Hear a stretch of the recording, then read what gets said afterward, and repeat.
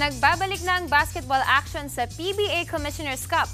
Ang Meralco Bulls at Barangay Ginebra nakuha ang kani-kanilang first win this new year. Nasa frontline ng balitang yan si Ian Suyu. Sa pagsisimula ng 2025, matinding salpukan agad ang pambungad ng sister team na Barangay Ginebra San Miguel at San Miguel Beermen sa PBA Commissioner's Cup. Gitgita ng first half, pero nagsimulang dumistansya ang Ginebra sa second half.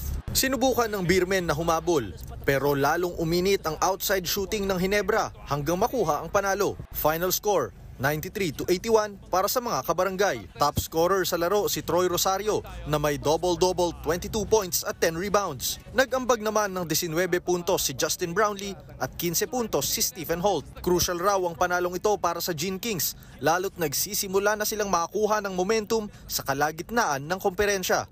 Umakyat na sa 5 wins and 2 losses ang record ng Ginebra. We were just so consumed with San Miguel because they're the team that everybody measures themselves by. You know, if you can go out and compete with San Miguel, then basically you can compete with anybody.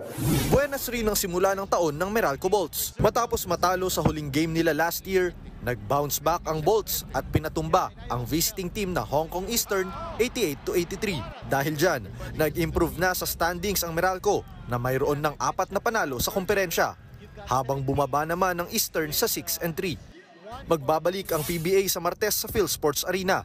Unang magtatapat ang Phoenix Fuel Masters at Terra Firma Jeep, habang susubukan naman ng Meralco na mag-back-to-back wins sa tapatan nila kontra TNT Tropang Giga.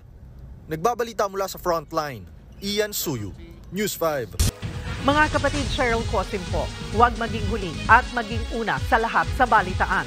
Para sa tuloy-tuloy na talakayang sa Frontline, mag-follow at mag-subscribe sa social media pages ng News 5.